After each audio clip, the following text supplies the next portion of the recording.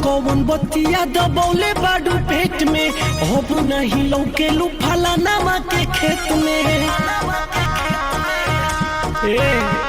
बोलो कौन बतिया दबौले बाडू पेट में, अब नहीं लौके लू फलाना के खेत में।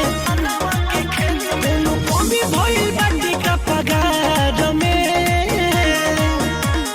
कटनी करावे के बोलावे ले बाधार में, हसुआ धरावे ले सुता के अखबार में।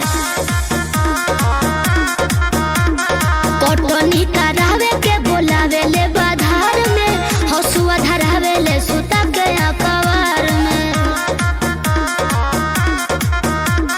का कहियो का कहियो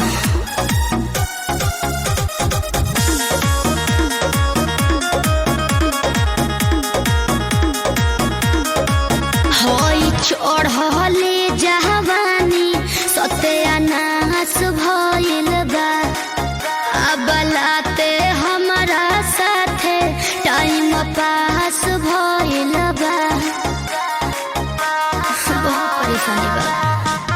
भरी सके हो चीज कहरल बाबो ना हो फूल मुहे पाके पानी तुहर झरल बाबो। मजाक उड़ाओ तड़ो। कुछ कहू बताओ बिसता